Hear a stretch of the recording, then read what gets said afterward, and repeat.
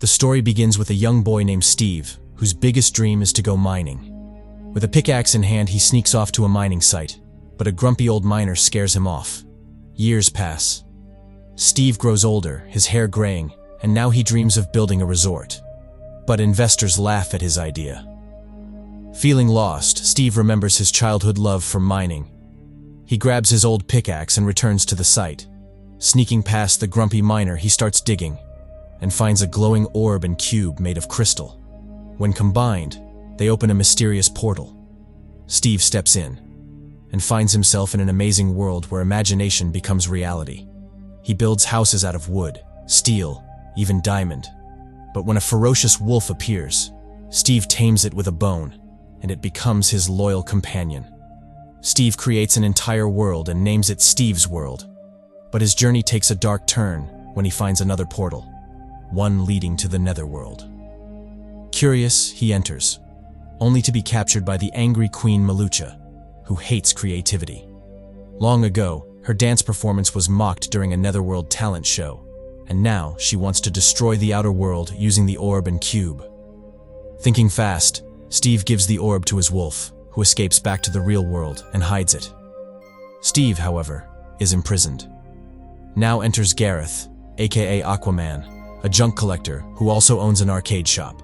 Down on luck and desperate for money, he buys some junk, only to find the orb and cube. Frustrated, he throws them in his car and drives off. Meanwhile, Henry and his sister Natalia move to a new city and unknowingly buy Steve's old house. At school, Henry is teased for attaching rockets to fruit in art class, but he turns the tables by building a real rocket. When it crashes into Natalia's office, Henry calls Gareth to pretend to be his guardian. Gareth agrees, for $26. At Gareth's arcade, Henry finds the orb and cube. Despite a warning note, he connects them.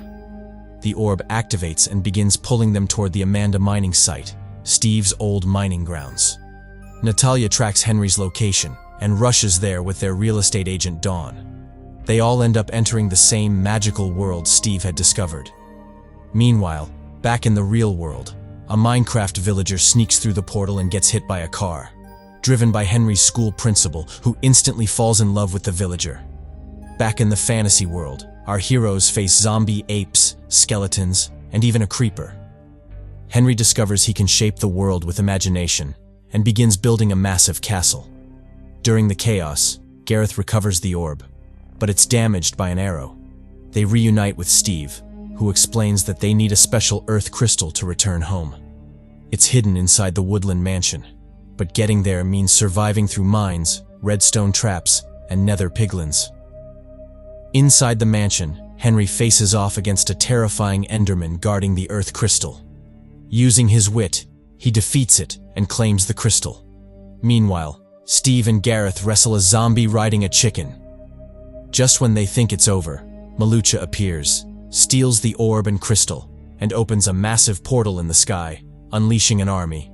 Steve rallies the group and says, "We'll Minecraft our way out of this." They build an army of iron golems and go to war. Steve battles Malucha, but she shatters his diamond armor. Henry uses his jump gun, powered by an ender pearl, to teleport to the orb. He retrieves it but is blasted off a rooftop. Just then, Aquaman returns, catches Henry midair, and rams a cart into the giant portal. It explodes. The orb and crystal separate, wiping out the evil army. Malucha is defeated. Peace is restored. They build one last portal, this time one that leads home. And so, Steve, Henry, Natalia, Gareth, and even the wolf return to the real world.